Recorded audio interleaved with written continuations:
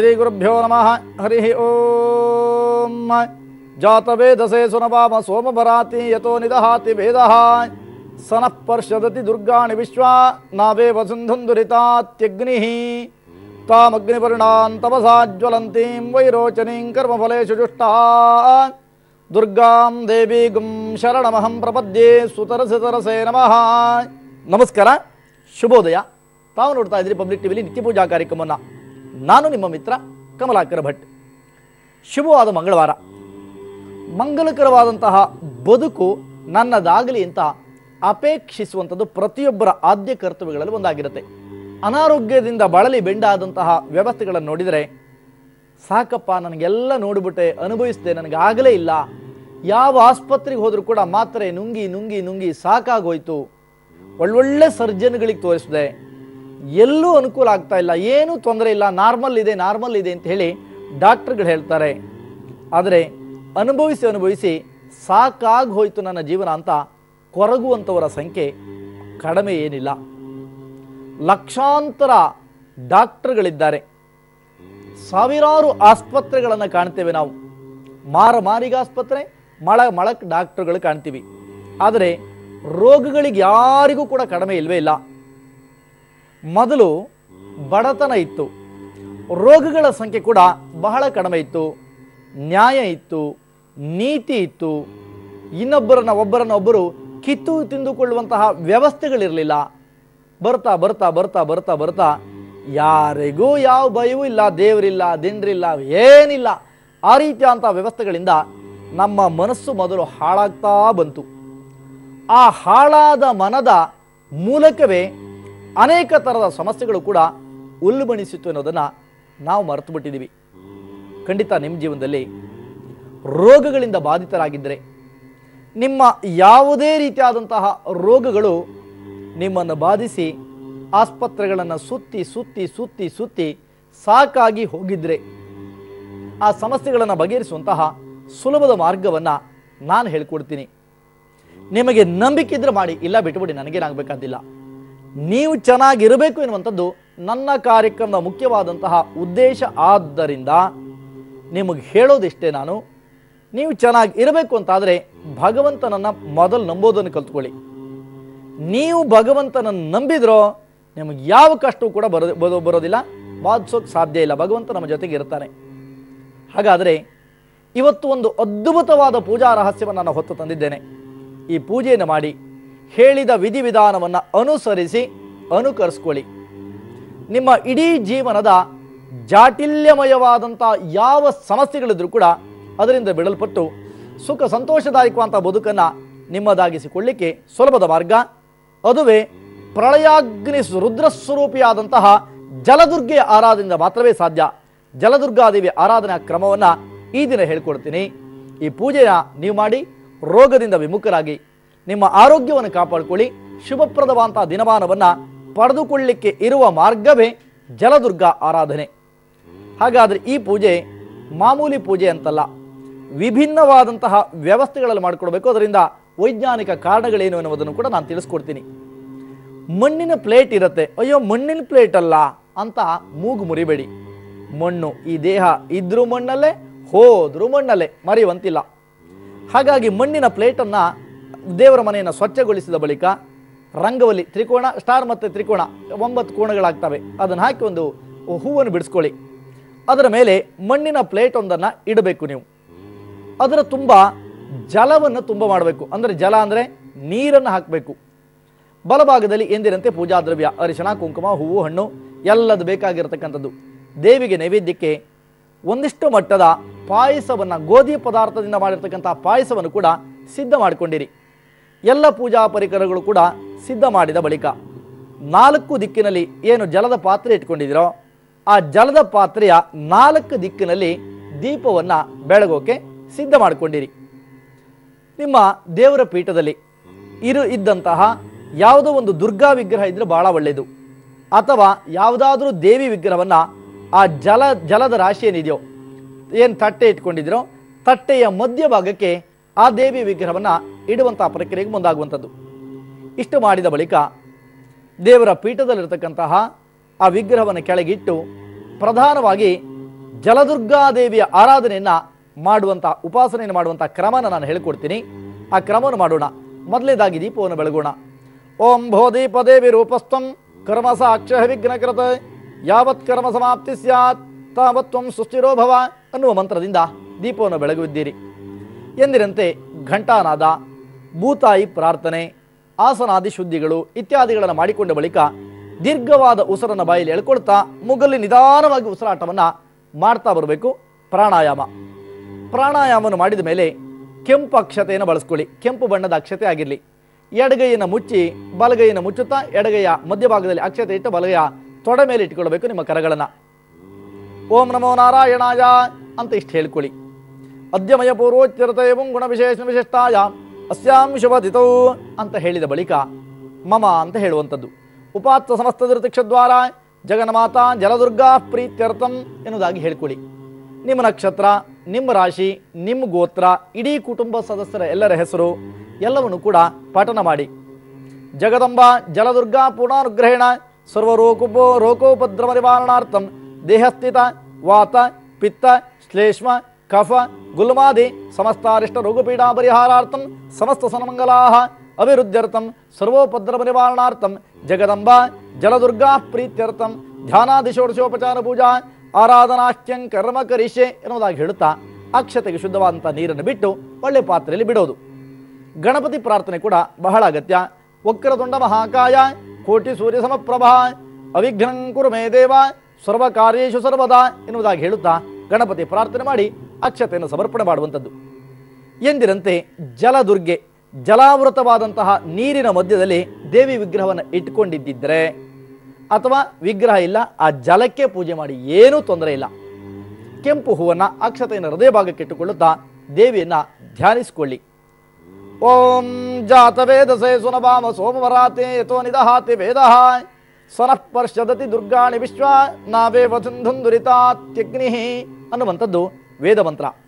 ಅಗ್ನಿವಾಯು ಸೂರ್ಯ ಪ್ರಜಾಪತ್ಯಾತ್ಮಕ ರೂಪಳಾದಂತಹ ಜಲದುರ್ಗಾಮಾವಾಹಯಾಮಿ, ಏನೂ ಬಂದಿಲ್ಲ ಅಂದರೆ ಜಲದುರ್ಗಾಂ ಆವಾಹಯಾಮಿ ಅಂತ ಹೇಳ್ಕೊಳ್ಳಿ. ಜಲದುರ್ಗೆಯನ್ನು ಆ ಒಂದು ವಿಗ್ರಹಕ್ಕೆ ಅಕ್ಷತಾದಿಗಳನ್ನು ಸಮರ್ಪಣೆ ಮಾಡುವಂಥದ್ದು. ಹಾಗೆಯೇ ಎಂದಿನಂತೆ ದೇವಿಯ ಧ್ಯಾನ, ಅಕ್ಷತೆಯನ್ನು ಹೂವನ್ನು ಇಟ್ಟುಕೊಳ್ಳುತ್ತಾ ದೇವಿಯನ್ನು ಧ್ಯಾನಿಸಿಕೊಳ್ಳೋಣ. ನಮೋ ದೇವಿ ಮಹಾದೇವಿ ಶಿವಾಯಿ ಸತತನ್ನಮಃ ನಮ ಪ್ರಕೃತಿ ಭದ್ರಾಯಿ ನಿಯತಾಂ ಪ್ರಣತಾ ಸ್ಮೃತಾ ಎನ್ನುವುದಾಗಿ ಹೇಳಿ ಧ್ಯಾನವನ್ನು ಗೈದು ಅಕ್ಷತೆಯನ್ನು ಸಮರ್ಪಣೆ ಮಾಡುವಂಥದ್ದು ಆವಾಹನೆಯಾಗಿದೆ. ಸ್ವಾಗತಾದಿಗಳನ್ನು ಕೋರುತ್ತಾ 4 ಉದ್ದರಣೆ ನೀರನ್ನು ಶುದ್ಧವಾದಂಥ ಪಾತ್ರೆಯೊಂದರಲ್ಲಿ ಬಿಡಬೇಕು. ಆ ತಾಯಿಯ ಪಾದವನ್ನು ತೊಳಿತಾ ಇದ್ದೀನಿ ಅಂದ್ಕೊಳ್ಳಿ. ಅರ್ಘ್ಯ ಆಚಮನೆಯ ಹಾಗೂ ಮಧುಪರ್ಕಾದಿಗಳನ್ನು ಪೂರೈಸಿ ಆ ಜಲದುರ್ಗೆಯ ಏನು ಆ ವಿಗ್ರಹವನ್ನು ಎತ್ತಬೇಡಿ, ಅಲ್ಲೇ ಒಂದು ಉದ್ದರಣೆ ನೀರನ್ನು ಅಭಿಷೇಕ ಮಾಡ್ತಾ ಬರಬೇಕು. ಹಾಲಿನಿಂದಲೂ ಕೂಡ ಅಭಿಷೇಕವನ್ನು ಮಾಡ್ತಾ ಬನ್ನಿ. ಓಂ ನಮೋ ಭಗವತ್ಯೈ ನಮಃ ಕಾತ್ಯಾಯನಾಯ ವಿದ್ಮಹೇ ಕನ್ಯಾಕುಮಾರಿ ಧೀಮಹಿ ತನ್ನೋ ದುರ್ಗೆ ಪ್ರಚೋದಯಾತ್ ಅನ್ನುವಂಥದ್ದು ಮಂತ್ರ. ಜಂ ಜಲದುರ್ಗಾಯೈ ನಮಃ. ಇದು ಸರಳವಾದಂಥ ಮಂತ್ರ. ಈ ಮಂತ್ರವನ್ನು ಪಠನವನ್ನು ಮಾಡುತ್ತಾ ಅಭಿಷೇಕವನ್ನು ಸಂಪನ್ನಗೊಳಿಸಿ ಇರುವಂತಹ ವಿಗ್ರಹವನ್ನು ಎಂದಿನಂತೆ ಪುನಃ ಸ್ವಚ್ಛಗೊಳಿಸುತ್ತಾ ಅದೇ ನೀರಿನಲ್ಲಿ ಅಥವಾ ಮೇಲ್ಭಾಗದಲ್ಲಿ ಆ ತಾಯಿಯನ್ನು ಪ್ರತಿಷ್ಠಾಪನೆ ಮಾಡುವಂಥದ್ದು. ಜಲದಿಂದ ವಿಗ್ರಹವನ್ನು ಎತ್ತಿದ್ದೀರಿ, ಸ್ವಚ್ಛಗೊಳಿಸ್ಕೊಳ್ಳೋದು, ದೇವರ ಮೇಲೆ ಪೀಠದ ಮೇಲೆ ಇಟ್ಕೊಳ್ಳೋದು, ಪುನಃ ವಸ್ತ್ರಾದಿಗಳನ್ನು ಅರ್ಪಣೆ ಮಾಡುವಂತಹ ಸಮಯ. ವಸ್ತ್ರಂಗ್ರಹಣ ದೇವೇಶ ಪದ್ಮಪತ್ರಾಯತೆ ಕ್ಷಣ ನಾನಾಭರಣ ವಿಚಿತ್ರಾಢ್ಯಂ ಸರ್ವಸೌಖ್ಯ ಪ್ರದೋಭವ ಅನ್ನೋದಾಗಿ ವಸ್ತ್ರವನ್ನು ಅರ್ಪಿಸಿ ಉಪವೀತ ಸ್ಥಾನದಲ್ಲಿ 2 ಅಕ್ಷತಾದಿಗಳನ್ನು ಸಮರ್ಪಣೆ ಮಾಡುವಂಥದ್ದು. ಗಂಧದ ಲೇಪನ, ತೇದಿರುವಂತಹ ಗಂಧವನ್ನು ಕೂಡ ಅರ್ಪಣೆಯನ್ನು ಮಾಡಿ ಜಲದುರ್ಗಾ ಸನ್ನಿಧಾನತೆ. ಓಂ ಶ್ರೀಕಂಠಂ ಚಂದ್ರಂ ದಿವ್ಯಂ ಗಂಧಾಢ್ಯಸು ಮನೋಹರ ವಿಲೇಪನಂ ಸುರಶ್ರೇಷ್ಠ ಚಂದ್ರಂ ಪ್ರತಿಗೃಹ್ಯತ ಜಗನ್ಮಾತ್ರೇ ನಮಃ ಗಂಧಂ ಸಮರ್ಪಯಾಮಿ ಅಂತ ಹೇಳುವಂಥದ್ದು. ಅಕ್ಷತಾದಿಗಳನ್ನು ಅರ್ಪಿಸಿ ಹರಿದ್ರ ದ್ರವ್ಯಾದಿಗಳಿಂದ ಎಲ್ಲ ರೀತಿಯಂತಹ ಮಂಗಳ ದ್ರವ್ಯಗಳನ್ನು ಕೂಡ ಅಮ್ಮನವರಿಗೆ ಅರ್ಪಣೆಯನ್ನು ಮಾಡುತ್ತಾ, ಆಭರಣ ಪ್ರಿಯೆಯೂ ಕೂಡ ಹೌದು ತಾಯಿ, ಆಭರಣ ಇದ್ದರೆ ಆಭರಣವನ್ನು ಹಾಕ್ಕೊಳ್ಳಿ. ತಂದಿರುವಂತಹ ಪುಷ್ಪಾದಿ ಮಾಲಿಕೆಗಳನ್ನು ಜಗದಂಬೆಗೆ ಅರ್ಪಣೆಯನ್ನು ಮಾಡುವಂತಹ ಸಮಯ. ಮಲ್ಲಿಕಾಸು ಗಂಧೀನಿ ಮಾಲತ್ಯಾದೀನಿ ವೈ ಪ್ರಭು ಮಯಾರ್ಥಾನಿ ಪೂಜಾರ್ಥಂ ಪುಷ್ಪಾಣಿ ಜಗದಂಬಿಕಾ ಅನ್ನುವುದಾಗಿ ಹೇಳುತ್ತಾ ಪುಷ್ಪಾದಿ ಮಾಲಿಕೆಗಳನ್ನು ಅಮ್ಮನವರಿಗೆ ಅರ್ಪಣೆಯನ್ನು ಮಾಡಿ ಎಂದಿರಂತೆ ನಾಮಪೂಜೆಯನ್ನು ಮಾಡುವಂಥದ್ದು. ಓಂ ಬ್ರಾಹ್ಮೀ ನಮಃ, ಓಂ ಮಾಹೇಶ್ವರಿ ನಮಃ, ಓಂ ಕೌಮಾರಿ ನಮಃ, ಓಂ ವೈಷ್ಣವೀ ನಮಃ, ಓಂ ವಾರಾಹಿ ನಮಃ, ಓಂ ಇಂದ್ರಾಣಿ ನಮಃ, ಓಂ ಚಾಮುಂಡಾಯಿ ನಮಃ, ಓಂ ಮಹಾಲಕ್ಷ್ಮೀ ನಮಃ, ಲೋಕಪಾವನ್ಯೀ ನಮಃ, ಸರ್ವಾಲಂಕಾರಭೂಷಿತ ಜಲದುರ್ಗಾಯಿ ನಮಃ, ನಾಮ ಪೂಜಾಂ ಸಮರ್ಪಯಾಮಿ ಅಂತ ಹೇಳುತ್ತಾ ಆ ತಾಯಿಯ ಸನ್ನಿಧಾನಕ್ಕೆ ಅಷ್ಟೋತ್ತರವನ್ನು ದುರ್ಗಾ ಅಷ್ಟೋತ್ತರವನ್ನು ಕೂಡ ಪಠಣ ಮಾಡುತ್ತಾ ಧೂಪವನ್ನು ಅರ್ಪಣೆ ಮಾಡೋಣ. ದಶಾಂಗುಂಗುಲೋಪೇತಂ ಸುಗಂಧಂಚ ಮನೋಹರಾಹ ಕಪಿಲಾಘ್ರತ ಸಂಯುಕ್ತಂ ಧೂಪೋಯಂ ಪ್ರತಿಗೃಹ್ಯತ ಎನ್ನುವುದಾಗಿ ಹೇಳಿ ಧೂಪಾದಿಗಳನ್ನು ತೋರುತ್ತಾ ದೀಪಾದಿಗಳನ್ನು ಇಟ್ಟು ಬಲಭಾಗಕ್ಕೆ ಭೂಮಿಗೆ ಪ್ರೋಕ್ಷಣೆ ಮಾಡಿ ಚೌಕಾಕಾರದ ಮಂಡಲವನ್ನು ಬರೆದು ಆ ಮಂಡಲದ ಮೇಲೆ ಎಲ್ಲ ರೀತಿಯಾದ ನೈವೇದ್ಯ ಪದಾರ್ಥಗಳನ್ನು ಕೂಡ ಇಟ್ಕೋಬೇಕು. ಸ್ಥಾಪಿಸಿದಂತಹ ನೈವೇದ್ಯ ಪದಾರ್ಥಗಳನ್ನು ಭಗವತಿಗೆ ಅರ್ಪಣೆಯನ್ನು ಮಾಡಿ ತಾಂಬೂಲದ ತೊಟ್ಟನ್ನು ಮುರಿಯುತ್ತಾ 5 ಉದ್ದರಣೆ ನೀರನ್ನು ಶುದ್ಧವಾದ ಪಾತ್ರೆಯಿಂದಲೇ ಬಿಡುತ್ತಾ ಬತ್ತಿಗಳ ಒಡನೆ ನಿರಾಜನವನ್ನು ಮಂಗಳಾರತಿ ಮಾಡುವಂತಹ ಸಮಯಗೊಂದಿದೆ. ಮಂಗಳಾರತಿ ಮಾಡೋಣ. ಮಂಗಲಂ ಕೌಸಲೇಂದ್ರಾಯ ಮಹನೀಯ ಗುಣಾತ್ಮನೇ ಚಕ್ರವರ್ತಿ ತನೂಜಾಯ ಸಾರ್ವಭೌಮಾಯ ಮಂಗಲಂ ಎನ್ನುವುದಾಗಿ ಹೇಳಿ ಮಂಗಳಾರತಿಯನ್ನು ತಾಯಿ ಕೊಡಿ. ನೀವು ಕೂಡ ರಕ್ಷೆಯನ್ನು ಸ್ವೀಕಾರ ಮಾಡಿ. ಕರದಲ್ಲಿರ್ತಕ್ಕಂತಹ ಕೈಗಳನ್ನು ತೊಳೆದು 3 ಪ್ರದಕ್ಷಿಣಾದಿಗಳ ಜೊತೆಗೆ ದೀರ್ಘದಂಡವಾದ ನಮಸ್ಕಾರ. ಅನ್ಯಥಾ ಶರಣನ್ನಾಸ್ತಿ ತ್ವಮೇವ ಶರಣಂ ಮಮ ತಸ್ಮಾತ್ ಕಾರುಣ್ಯ ಭಾವೇನ ವೃಕ್ಷವಾಂ ಜಗದೀಶ್ವರಿ ಎನ್ನುವುದಾಗಿ ಹೇಳಿ ಸಾಷ್ಟಾಂಗ ನಮಸ್ಕಾರವನ್ನು ಮಾಡುತ್ತಾ ತಾಯಿಯ ಪ್ರಾರ್ಥನೆ. ಅಕ್ಷತೆಯನ್ನು ಹೂವನ್ನು ಇಟ್ಕೊಳ್ಳಿ. ಈ ಶ್ಲೋಕವನ್ನು ಸರಿಯಾಗಿ ಕೇಳಿಸ್ಕೊಳ್ಳಿ ಅಥವಾ ರೆಕಾರ್ಡ್ ಮಾಡ್ಕೊಳ್ಳಿ. ಇದರಿಂದ ನಮ್ಮ ರೋಗಗಳು ನಿವಾರಣೆ ಆಗುತ್ತೆ. ರೋಗಾನಶೇಷ ಅನರಹಂಸಿ ದುಷ್ಟಾನ್ ಹೃಷ್ಟಾತು ಕಾಮಾನ್ ಸಕಲಾನಭೀಷ್ಟಾನ್ ತ್ವಮಾಶ್ರಿತಾನಾಂ ವಿಪರನ್ನರಾಣಾಂ ತ್ವಮಾಶ್ರಿತಾಶ್ರಯತಾಂ ಪ್ರಯಾಂತಿ ಎನ್ನುವುದಾಗಿ ಹೇಳಿ ಅಥವಾ ಸ್ವರಮಂಗಲ ಶ್ಲೋಕಾದಿಗಳಿಂದ ತಾಯಿಯನ್ನು ಪ್ರಾರ್ಥಿಸಿಕೊಂಡು ಅಕ್ಷತಾದಿಗಳನ್ನು ಭಗವತಿಯ ಮೇಲೆ ಅರ್ಪಣೆ ಮಾಡಿ ಅಡಿಯಲ್ಲಿರುವಂತಹ ಪ್ರಸಾದವನ್ನು ಮೂಸ್ತೋಡ್ತಾ ತಲೆ ಮೇಲೆ ಇಟ್ಕೊಂಡಿರಿ. ಜಗನ್ಮಾತೆಯಾದಂತಹ ಕರುಣಾಮಯಿ ಜಲದುರ್ಗಿ ನಿಮ್ಮನ್ನು ಅನುಗ್ರಹಿಸ್ತಾಳೆ. ಸಕಲ ಸಂಕಷ್ಟಗಳು ದೂರ ಆಗಲಿ ಎನ್ನುವಂಥದ್ದು ನಮ್ಮ ಅಭಿಲಾಷೆ ಕೂಡ. ಶ್ರದ್ಧೆಯಿಂದ ಪೂಜೆ ಮಾಡಿದ್ದಾಗಿದೆ. ಪೂಜಾ ಫಲಗಳನ್ನು ಅರಿಯೋಣ. ಜಗನ್ಮಾತೆಯಾದಂತಹ ಜಲದುರ್ಗಾದೇವಿಯ ಆರಾಧನೆಯನ್ನು ಅತ್ಯಂತ ಶ್ರದ್ಧಾಭಕ್ತಿಪೂರ್ವಕವಾಗಿ ಮಾಡಿದ್ದಾಗಿದೆ ನಾವು. ಹಾಗಾದರೆ ದುರ್ಗಾ ಅಂದ್ರೆ ಏನು ಅನ್ನುವಂಥ ಅರ್ಥಗಳು ನಮಗೆ ಗೊತ್ತಿರೋದಿಲ್ಲ. ಅದರ ಅರ್ಥವನ್ನು ನಾವು ತಿಳ್ಕೊಂಡಾಗ ನಮ್ಮ ಜೀವನದಲ್ಲಿ ಬರಬಹುದಾದಂಥ ಕಷ್ಟಗಳ ಇನ್ನೊಂದು ನಾಮವನ್ನು ಅಥವಾ ಕಷ್ಟಗಳ ಇನ್ನೊಂದು ರೂಪವನ್ನು ದುರ್ಗಾ ಅಂತ ಕರೆದರು. ದುರ್ಗಾ ಅಂದರೆ ಕಷ್ಟ ಅಂತ ಅರ್ಥ. ಜಗತ್ತಿನಲ್ಲಿ ಹುಟ್ಟಿದಂಥ ಪ್ರತಿಯೊಬ್ಬರಿಗೂ ಕೂಡ ಕಷ್ಟ ಇರುತ್ತೆ. ನಾವು ಅನ್ಕೋತೀವಿ ಮನುಷ್ಯರಿಗೆ ಮಾತ್ರ ಕಷ್ಟ ಬರುತ್ತಾ ಅಂತ. ಅಲ್ಲ, ಹುಟ್ಟಿದ ಪ್ರತಿಯೊಂದು ಜೀವರಾಶಿಗಳಿಗೂ ಕಷ್ಟ ಬರುತ್ತೆ. ಆದರೆ ಮನುಷ್ಯ ಹೇಳ್ಕೋತಾನೆ ಅಷ್ಟೇ, ಬೇರೆಯವಕ್ಕೆ ಹೇಳ್ಕೊಳ್ಳೋಕ್ಕಾಗಲ್ಲ, ಮಾತು ಬರಲ್ಲ ನೋಡಿ. ಆ ಕಾರಣಕ್ಕೆ ಹಾಗಾದರೆ ಆ ಕಷ್ಟಗಳನ್ನು ಬಗೆಹರಿಸುವಂತಹ ಮಾರ್ಗಗಳು ಯಾವುದು ಅನ್ನೋದನ್ನು ನಾವು ತಿಳಿಯೋದಾದರೆ ಆ ಮಾರ್ಗ ಮತ್ಯಾವುದು ಅಲ್ಲ, ಅದು ಆದಿಶಕ್ತ್ಯಾತ್ಮಕವಾದಂಥ ದುರ್ಗಿಯೋರ್ವರಿಂದಲೇ ಮಾತ್ರ ಸಾಧ್ಯ. ದುರ್ಗಿ ಯಾವತ್ತು ಕಷ್ಟಗಳನ್ನು ನಾಶ ಮಾಡತಕ್ಕಂಥವಳು, ಮಾಯೆಯವಳು. ಎಲ್ಲಿದ್ದಾಳೆ, ಹೇಗಿದ್ದಾಳೆ, ಏನು ಮಾಡ್ತಿದ್ದಾಳೆ, ಏನು ಅವಳ ವಿಚಾರ ಯಾರಿಗೂ ಕೂಡ ಅರಿವಾಗದಂಥ ರೀತಿಯಲ್ಲಿ ಅವಳು ತನ್ನ ಕೃತ್ಯವನ್ನು ನಡೆಸ್ತಾ ಬರ್ತಾಳೆ. ಆದರೆ ಅಮ್ಮ ಅಂತ ಕರೆದ್ರೆ ಸಾಕು, ನೀವು ನಿಮ್ಮನ್ನು ಬಂದು ತಕ್ಷಣದಲ್ಲಿ ಅಪ್ಪಿಕೊಂಡು ಮುತ್ತಿಟ್ಟು ಹೇಗೆ ತಾಯಿಯನ್ನ ಮಗುವಾದವಳು ಮಗುವನ್ನು ತಾಯಿ ಮುದ್ದಿಡುತ್ತಾಳೋ ಅದರಂತೆ ನಿಮ್ಮ ಕಷ್ಟದಲ್ಲಿ ಭಾಗಿಯಾಡ್ತಾಳೆ ಅಮ್ಮ ಎನ್ನುವುದು ಮಾತ್ರ ನಾವು ಯಾವತ್ತೂ ಕೂಡ ಮರೆಯುವಂತಿಲ್ಲ. ಹಾಗಿದ್ರೆ ಜೀವನ 4 ದಿನದ ಬದುಕಿದು. ಈ 4 ದಿನಗಳ ಬದುಕಿನಲ್ಲಿ ಅನೇಕ ರೀತಿಯಾದಂಥ ಜಂಜಾಟಗಳು, ಮಕ್ಕಳು ಓದಿಲ್ಲ ಅಂತ ಸಮಸ್ಯೆಗಳಿರ್ಬೋದು, ಅಥವಾ ವಿದ್ಯಾವಂತನಾಗಲಿಲ್ಲ ನನ್ನ ಮಗ ಅಂತಿರ್ಬೋದು, ಅಥವಾ ಇದ್ದ ಸಂಪತ್ತನ್ನು ಕಳೆದುಬಿಟ್ಟ ಅಂತಿರ್ಬೋದು, ಅಥವಾ ಏನೋ ಮಾಡೋಕ್ಕೆ ಹೋಗಿದ್ದ ಅಪಮೃತ್ಯುವಿಗೆ ಆಕ್ಸಿಡೆಂಟಲ್ಲಿ ಮೃತನಾದ ಎನ್ನುವಂಥ ನೋವುಗಳಿರ್ಬೋದು. ಒಬ್ಬೊಬ್ಬರಿಗೆ ಒಂದೊಂದು ರೀತಿಯಾದಂಥ ನೋವು. ಅಲ್ರಿ, ನೀವಿಷ್ಟೆಲ್ಲ ಹೇಳ್ತಿದ್ದೀರಲ್ಲ, ನಿಮಗೇನು ಕಷ್ಟ ಇಲ್ವಾ, ನೀವೇನು ನೋವು ಅನುಭವಿಸಿಲ್ವಾ ಅಂದರೆ ಮನುಷ್ಯರೇ ನಾನು ಕೂಡ. ಎಲ್ಲರಿಗೂ ನೋವುಗಳು ಇರುತ್ತೆ.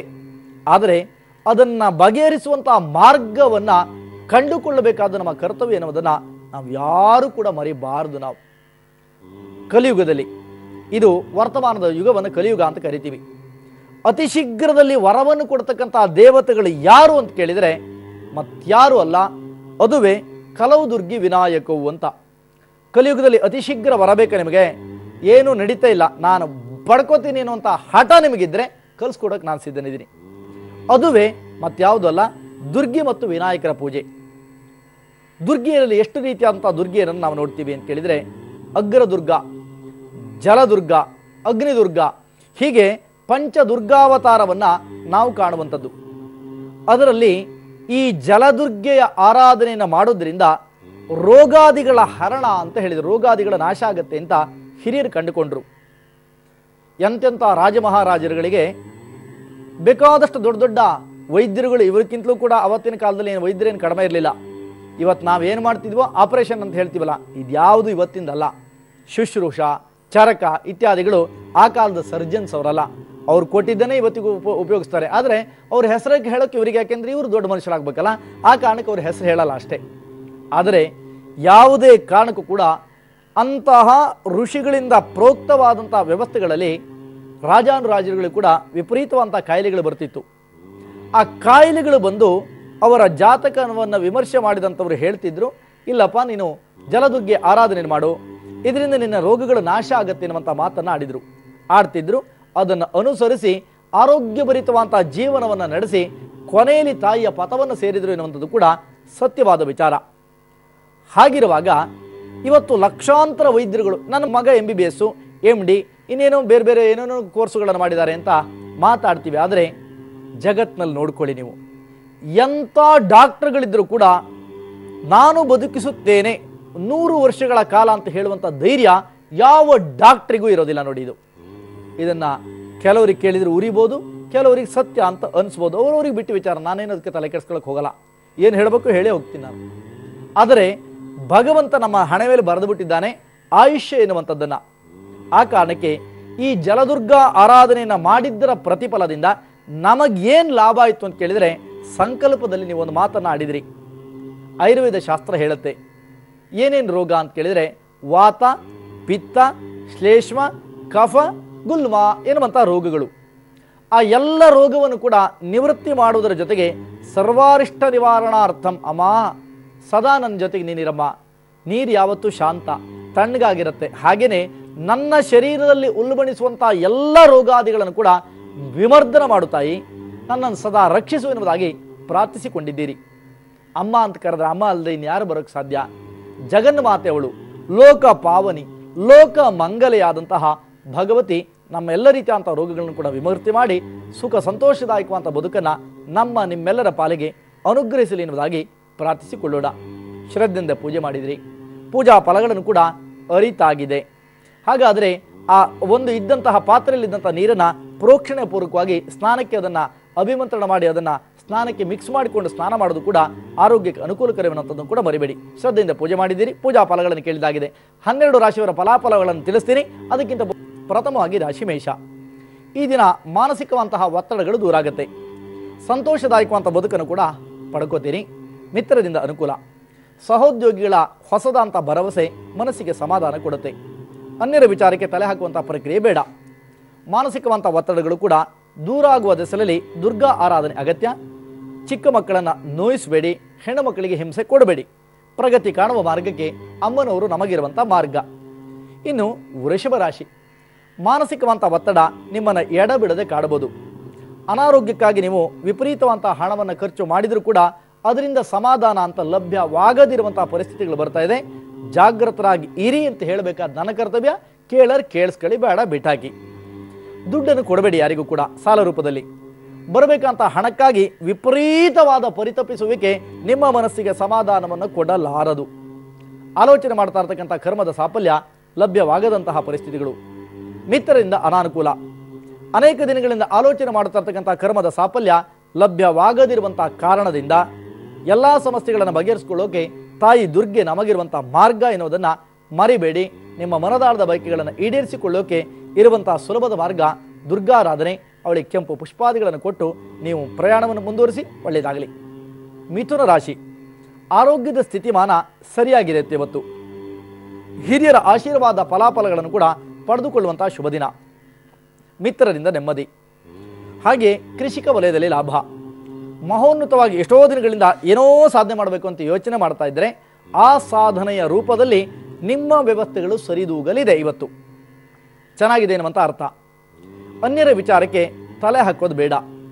ಹೆಣ್ಣುಮಕ್ಕಳ ವೈವಾಹಿಕ ಜೀವನದ ಕುರಿತಾದಂಥ ವ್ಯವಸ್ಥೆಗಳಲ್ಲಿ ಒಂದು ಹೊಸ ಮಾರ್ಗಗಳನ್ನು ಅನುಸರಿಸುವಂಥ ಲಕ್ಷಣಗಳು ಕೂಡ ಗೋಚರವಾಗ್ತಾ ಇದೆ. ಮನೆ ನಿರ್ಮಾಣದಂತಹ ವ್ಯವಸ್ಥೆಗಳು ಕೂಡ ಆಗಬಹುದಾದ ಸಾಧ್ಯತೆಗಳು. ಸಮಸ್ಯೆ ನೀಗಿಸ್ಕೋಬೇಕಾ? ದುರ್ಗಾರಾಧನೆಯನ್ನು ಮಾಡೋದನ್ನು ಮರಿಬೇಡಿ. ಭಗವತ್ ಕೃಪೆಯಿಂದ ಎಲ್ಲವೂ ಅನುಕೂಲ ಆಗಲಿ ಅಂತ ಆಶಿಸ್ತೀನಿ ನಾನು ಕೂಡ. ಒಳ್ಳೆಯದಾಗಲಿ. ಇನ್ನು ರಾಶಿ ಕರ್ಕಾಟಕ. ಮಾನಸಿಕವಂತಹ ಒತ್ತಡಗಳಿಂದ ದೂರ ಆಗ್ತೀರಿ ಈ ದಿನ. ಮನೆಯಲ್ಲಿ ನೆಮ್ಮದಿ, ಮಿತ್ರರಿಂದ ಅನುಕೂಲ, ಸಹೋದ್ಯೋಗಿಗಳ ಹೊಸದಂತಹ ಭರವಸೆ ನಿಮ್ಮ ಮನಸ್ಸಿಗೆ ಮುದವನ್ನು ಕೊಡುತ್ತೆ. ವ್ಯಾಪಾರ ವಹಿವಾಟುಗಳಲ್ಲಿ ಲಾಭ, ಹೆಚ್ಚುತ್ತಿರುವಂತಹ ಮನೋಲ್ಲಾಸದ ಜೊತೆಗೆ ಬಂಧು ಮಿತ್ರರ ಆಗಮನದಿಂದ ಸುಖ ಸಮಾಚಾರವನ್ನು ಕೇಳ್ತೀರಿ. ಪ್ರಗತಿಗಾಗಿ ಅಮ್ಮನವರ ಆರಾಧನೆ ಮಾಡಿ ಸಾಕು. ಒಳ್ಳೆಯದಾಗಲಿ ಇವತ್ತು. ಇನ್ನು ರಾಶಿ ಸಿಂಹ. ಮಾನಸಿಕವಂತ ಒತ್ತಡ ಎಡಬಿಡದೆ ಕಾಡುತ್ತೆ. ಟ್ರಾವೆಲ್ ಮಾಡುವಾಗ ಬಹಳ ಜಾಗೃತರಾಗಿರಿ. ಒಂದಿಷ್ಟು ಮಟ್ಟದ ಯುವಕರ ಜೀವನದಲ್ಲಿ ಅಪಘಾತದಂತಹ ಸಾಧ್ಯತೆಗಳು ಕೂಡ ಕಾಣ್ತಾ ಇದೆ. ನಿಮ್ಮನ್ನು ಹೆದರಿಸಿ ನನಗೆ ಆಗಬೇಕಾದ್ನೆಲ್ಲ ಕೇಳಿಸ್ಕೊಳ್ತೀವಿ, ಬಿಟ್ಟುಗಳಿ. ನಿಮಗೆ ಬಿಟ್ಟು ವಿಚಾರ ಹೇಳಬೇಕಾದ ನನ್ನ ಕರ್ತವ್ಯ ಹೇಳ್ತೀನಷ್ಟೇ. ಪತ್ರಿಕಾರಂಗದ ಮಿತ್ರರಿಗೆ ಅಪಮಾನಪ್ರದವಾದಂಥ ದಿನಮಾನಗಳು ಕೆಲವರನ್ನ ಕಾಡಬಹುದು. ಸಿಹಿ ವಾರ್ತೆಗಳು ಬರುತ್ತೆ ಅಂತ ಯೋಚನೆ ಮಾಡಿದರೆ ಅದರಲ್ಲಿ ಅಡೆತಡೆಗಳನ್ನು ಕಾಣುವಂಥ ಲಕ್ಷಣಗಳಿದೆ. ಮಿತ್ರರಿಂದ ಅನಾನುಕೂಲ, ಸಮಸ್ಯೆಗಳ ಪರಿಹಾರಕ್ಕೆ ಶಿವ ನಮಗಿರುವಂತಹ ಮಾರ್ಗ ಎನ್ನುವಂಥ ನೆನಪಿರಲಿ. ಹಾಗೆ ಶಕ್ತಿಯ ಆರಾಧನೆ ಕೂಡ ಅಗತ್ಯ. ಒಳ್ಳೆಯದಾಗಲಿ. ಕನ್ಯಾ ರಾಶಿ. ಮಾನಸಿಕವಂತ ಒತ್ತಡ ನಿಮ್ಮನ್ನು ದೂರ ಮಾಡುತ್ತೆ. ಮಿತ್ರರಿಂದ ಅನುಕೂಲ, ಸಹೋದ್ಯೋಗಿಗಳ ಹೊಸದಂಥ ಭರವಸೆಯನ್ನು ಕೂಡ ನಿಮ್ಮದಾಗಿಸಿಕೊಂಡಂತಹ ಸಮಾಧಾನ, ಮಾಡುತ್ತಿರುವಂತಹ ಉದ್ಯಮದಲ್ಲಿ ಅನುಕೂಲ, ಪೆಟ್ರೋಲಿಯಂ ಉತ್ಪನ್ನಗಳಿಂದ ಲಾಭಾಂಶಗಳನ್ನು ಗಳಿಸ್ಕೋತೀರಿ. ಕಬ್ಬಿಣ ವ್ಯಾಪಾರದಲ್ಲಿ ಲಾಭ, ಪ್ರಗತಿ ಪಥಕ್ಕೆ ಶಿವ ಮತ್ತು ಶಕ್ತಿ ನಮಗಿರುವಂತಹ ಮಾರ್ಗ. ಆ ತಾಯಿ ನಿಮ್ಮನ್ನು ಕಾಪಾಡಲಿ ಅಂತ ಆಶಿಸೋಣ. ಬಾಲರಿಂದ ಹಿಡಿದು ವೃದ್ಧರ ತನಕ ಕೂಡ ತುಲಾರಾಶಿಯವರಿಗೆ ಉತ್ತಮವಂತ ದಿನಮಾನವನ್ನು ಕಾಣುವಂತಹ ಯೋಗ. ಯಾವುದೇ ಕಾರಣಕ್ಕೆ ಅಸತ್ಯವನ್ನು ವಿದ್ಯಾರ್ಥಿಗಳು ನುಡಿಬೇಡಿ. ಶಿವೆಯ ಆರಾಧನೆಯಿಂದ ಸಮೃದ್ಧಿ. ವೃಶ್ಚಿಕ ರಾಶಿ. ಅನಾನುಕೂಲಕರವಂತಹ ಸ್ಥಿತಿಮಾನವನ್ನು ದೂರ ಮಾಡಿಕೊಳ್ತೀರಿ. ಮನೆಯಲ್ಲಿ ನೆಮ್ಮದಿಯನ್ನು ಕಾಣುವಂತಹ ಯೋಗಗಳಿದೆ. ಆಸ್ತಿ ವಿವಾದಗಳು ದೂರ ಆಗುತ್ತೆ. ನ್ಯಾಯವಾದಿಗಳಿಗೆ ಅನುಕೂಲ, ಹೆಚ್ಚುತ್ತಿರುವಂತಹ ಜನಪ್ರಿಯತೆ, ಜನಮಾನ್ಯತೆಯನ್ನು ಕೂಡ ಕಾಪಾಡಿಕೊಳ್ತೀರಿ. ರಾಜಕೀಯ ನಾಯಕರಿಗೆ ಅನುಕೂಲವನ್ನು ಕಾಣುವಂತಹ ಶುಭಯೋಗ. ಪ್ರಗತಿ ಪಥಕ್ಕೆ ಕುಲದೇವರ ಆರಾಧನೆ, ಆದಿಶಕ್ತ್ಯಾತ್ಮಕವಾದ ಭಗವತಿ ಆರಾಧನೆ ಕೂಡ ಅಗತ್ಯ. ಧನುರಾಶಿಗೆ ಅನಾರೋಗ್ಯ, ವಿಪರೀತವಾದಂಥ ಅಪಮಾನ, ಮಾಡದಿರುವಂತಹ ತಪ್ಪಿಗೆ ಒಂದಿಷ್ಟು ದಂಡವನ್ನು ತೆರಬೇಕಂತ ಅನಿವಾರ್ಯ ಪರಿಸ್ಥಿತಿಗಳು ಬರಬಹುದು. ಮಿತ್ರರಿಂದ ಒಂದಿಷ್ಟು ಮಟ್ಟದ ದ್ರೋಹಗಳು ಕೂಡ ಉಂಟಾಗುವಂತಹ ಲಕ್ಷಣ. ವಿವಾಹಕ್ಕೆ ಅಡೆತಡೆಯ ಸಾಧ್ಯತೆ. ಸಮಸ್ಯೆಗಳ ಪರಿಹಾರಕ್ಕೆ ಜಲದುರ್ಗಾದೇವಿಯ ಆರಾಧನೆ ಅಗತ್ಯ. ಒಳ್ಳೆಯದಾಗಲಿ. ರಾಶಿ ಮಕರ. ಸಮಾಧಾನಯುತವಂತಹ ಬದುಕನ್ನ ಕಾಣಲಾರದ ಪರಿಸ್ಥಿತಿ. ಮಿತ್ರರಿಂದ ಅನಾನುಕೂಲ, ಹೆಚ್ಚುತ್ತಿರುವಂತಹ ಜನಮಾನ್ಯತೆಯನ್ನ ಕಾಪಾಡಿಕೊಳ್ಳಿಕ್ಕೆ ಕಲಾವಿದರ ಜೀವನದಲ್ಲಿ ಕಷ್ಟ ಅಂತ ಅನಿಸಬಹುದು. ಮಾಡದಿರುವಂತಹ ತಪ್ಪಿಗೆ ದಂಡ ತೆರುವಂತಹ ಪರಿಸ್ಥಿತಿ. ದೂರದ ಪ್ರಯಾಣ ಅನಿವಾರ್ಯ. ಸಮಸ್ಯೆಗಳ ಪರಿಹಾರಕ್ಕೆ ಶಿವೆ ನಮಗಿರುವಂತಹ ಮಾರ್ಗ. ಒಳ್ಳೆಯದಾಗಲಿ. ಕುಂಭರಾಶಿ. ಮಾನಸಿಕವಂತ ಒತ್ತಡ ಪರಿಹಾರ ಆಗತ್ತೆ. ಮನೆಯಲ್ಲಿ ನೆಮ್ಮದಿ, ಬಂಧು ಮಿತ್ರರಿಂದ ಅನುಕೂಲ, ಸಹೋದ್ಯೋಗಿಗಳ ಹೊಸದಂತ ಭರವಸೆ. ಅನೇಕ ದಿನಗಳಿಂದ ಮನಸ್ಸಿಗೆ ಸಮಾಧಾನವನ್ನು ಕೊಡಬಹುದು. ಇಷ್ಟ ಮಿತ್ರರ ಸಮಾಗಮನ ಕೂಡ ಆಗಬಹುದಾದಂಥ ಲಕ್ಷಣಗಳು ನಿಮ್ಮ ಪಾಲಿಗೆ ಗೋಚರವಾಗ್ತಾ ಇರೋದ್ರಿಂದ ದೇವಿಯ ಆರಾಧನೆಯ ಅನುಕೂಲ. ಒಳ್ಳೆಯದಾಗಲಿ. ಮೀನರಾಶಿ. ಸುಮಧುರ ಕ್ಷಣಗಳನ್ನು ಪಡೆದುಕೊಳ್ಳಲಿದ್ದೀರಿ. ಮಿತ್ರರಿಂದ ಅನುಕೂಲ, ಹೆಚ್ಚುತ್ತಿರುವಂತಹ ಜನಪ್ರಿಯತೆಯನ್ನು ಕಾಪಾಡಿಕೊಳ್ಳುವಂತಹ ಲಕ್ಷಣಗಳು. ಔಷಧೋಪಚಾರವನ್ನು ಮಾಡುತ್ತಾ ಇರತಕ್ಕಂಥ ವೈದ್ಯರಿಗೆ ನೆಮ್ಮದಿ, ಪ್ರಗತಿಯ ಪಥಕ್ಕೆ ದೇವಿ ನಮಗಿರುವಂತಹ ಮಾರ್ಗ. ಒಳ್ಳೆಯದಾಗಲಿ. ಜಾತಕ ಅಭಿಯಾನ ನಿಮಗಾಗಿ ಆರಂಭವಾಗಿರುವಂತಹ ಒಂದು ಅಭಿಯಾನ. ಜನ್ಮ ದಿನಾಂಕ, ಜನ್ಮ ಸಮಯವನ್ನು ಕೊಟ್ಟರೆ ನಿಮ್ಮ ಪರಾಮರ್ಶೆ ಮಾಡಿರುವಂತಹ ಜಾತಕವನ್ನ ನಾನು ಕಳಿಸ್ಕೊಡ್ತೀನಿ. ಅದಕ್ಕೆ ಸಮಾಧಾನಯುತವಂತಹ ಬದುಕನ್ನ ಕಾಣಲಾರದ ಪರಿಸ್ಥಿತಿ. ಮಿತ್ರರಿಂದ ಅನಾನುಕೂಲ, ಹೆಚ್ಚುತ್ತಿರುವಂತಹ ಜನಮಾನ್ಯತೆಯನ್ನ ಕಾಪಾಡಿಕೊಳ್ಳಿಕ್ಕೆ ಕಲಾವಿದರ ಜೀವನದಲ್ಲಿ ಕಷ್ಟ ಅಂತ ಅನಿಸಬಹುದು. ಮಾಡದಿರುವಂತಹ ತಪ್ಪಿಗೆ ದಂಡ ತೆರುವಂತಹ ಪರಿಸ್ಥಿತಿ. ದೂರದ ಪ್ರಯಾಣ ಅನಿವಾರ್ಯ. ಸಮಸ್ಯೆಗಳ ಪರಿಹಾರಕ್ಕೆ ಶಿವೆ ನಮಗಿರುವಂತಹ ಮಾರ್ಗ. ಒಳ್ಳೆಯದಾಗಲಿ. ಕುಂಭರಾಶಿ. ಮಾನಸಿಕವಂತ ಒತ್ತಡ ಪರಿಹಾರ ಆಗತ್ತೆ. ಮನೆಯಲ್ಲಿ ನೆಮ್ಮದಿ, ಬಂಧು ಮಿತ್ರರಿಂದ ಅನುಕೂಲ, ಸಹೋದ್ಯೋಗಿಗಳ ಹೊಸದಂತ ಭರವಸೆ. ಅನೇಕ ದಿನಗಳಿಂದ ಮನಸ್ಸಿಗೆ ಸಮಾಧಾನವನ್ನು ಕೊಡಬಹುದು. ಇಷ್ಟ ಮಿತ್ರರ ಸಮಾಗಮನ ಕೂಡ ಆಗಬಹುದಾದಂಥ ಲಕ್ಷಣಗಳು ನಿಮ್ಮ ಪಾಲಿಗೆ ಗೋಚರವಾಗ್ತಾ ಇರೋದ್ರಿಂದ ದೇವಿಯ ಆರಾಧನೆಯ ಅನುಕೂಲ. ಒಳ್ಳೆಯದಾಗಲಿ. ಮೀನರಾಶಿ. ಸುಮಧುರ ಕ್ಷಣಗಳನ್ನು ಪಡೆದುಕೊಳ್ಳಲಿದ್ದೀರಿ. ಮಿತ್ರರಿಂದ ಅನುಕೂಲ, ಹೆಚ್ಚುತ್ತಿರುವಂತಹ ಜನಪ್ರಿಯತೆಯನ್ನು ಕಾಪಾಡಿಕೊಳ್ಳುವಂತಹ ಲಕ್ಷಣಗಳು. ಔಷಧೋಪಚಾರವನ್ನು ಮಾಡುತ್ತಾ ಇರತಕ್ಕಂಥ ವೈದ್ಯರಿಗೆ ನೆಮ್ಮದಿ, ಪ್ರಗತಿಯ ಪಥಕ್ಕೆ ದೇವಿ ನಮಗಿರುವಂತಹ ಮಾರ್ಗ. ಒಳ್ಳೆಯದಾಗಲಿ. ಜಾತಕ ಅಭಿಯಾನ ನಿಮಗಾಗಿ ಆರಂಭವಾಗಿರುವಂತಹ ಒಂದು ಅಭಿಯಾನ. ಜನ್ಮ ದಿನಾಂಕ, ಜನ್ಮ ಸಮಯವನ್ನು ಕೊಟ್ಟರೆ ನಿಮ್ಮ ಪರಾಮರ್ಶೆ ಮಾಡಿರುವಂತಹ ಜಾತಕವನ್ನ ನಾನು ಕಳಿಸ್ಕೊಡ್ತೀನಿ. ಅದಕ್ಕೆ ಸಮಸ್ಯೆಗಳ ಜೊತೆಗೆ ಪರಿಹಾರವನ್ನು ಕೂಡ ಕಳಿಸುವಂತಹ ಇನ್ನೊಂದು ಯೋಜನೆ ಪರಿಹಾರ ಪತ್ರ. ಇವೆರಡನ್ನೂ ಕೂಡ ಪಡ್ಕೊಳ್ಳಿ ಇರುವಂತಹ ಮಾತನ್ನು ಆಡ್ತೀನಿ. ಪ್ರತಿ ಶುಕ್ರವಾರ ಶಿವಮೊಗ್ಗ ನಗರದಲ್ಲಿ ಮಧ್ಯಾಹ್ನದ ನಂತರದಲ್ಲಿ ನಾನು ಇರ್ತೀನಿ. ಅಗತ್ಯವಿದ್ದರೆ ನಿಮ್ಮ ಸಮಸ್ಯೆಗಳನ್ನು ಬಗೆಹರಿಸಿಕೊಳ್ಳುವಂತಹ ಮಾರ್ಗಕ್ಕೆ ಭೇಟಿಯಾಗಬಹುದು. ಅಪಾಯಿಂಟ್ಮೆಂಟ್ ಅನ್ನು ಮುಂಗಡವಾಗಿ ತೆಗೆದುಕೊಳ್ಳುವಂಥದ್ದು ಮುಂಗಡವಾಗಿರುತ್ತೆ. ಅಗತ್ಯವಿದ್ದರೆ ಬಳಸಿಕೊಳ್ಳಿ. ನಮ್ಮ ಕರೆಯೊಂದಿಗೆ ಇವತ್ತಿನ ಕಾರ್ಯಕ್ರಮ ನಾನು ಮುಗಿಸ್ತೀನಿ. ನಾಳೆ ಇನ್ನೊಂದು ಅದ್ಭುತವಾದಂತಹ ಪೂಜಾ ರಹಸ್ಯದೊಡನೆ ನಿಮ್ಮನ್ನು ಭೇಟಿಯಾಗ್ತೀನಿ. ಲೋಕ ಸಮಸ್ತ ಸುಖಿನೋ ಬಂತು, ಸಮಸ್ತ ಸನ್ಮಂಗಲಾನಿ ಬಂತು. ನಮಸ್ಕಾರ.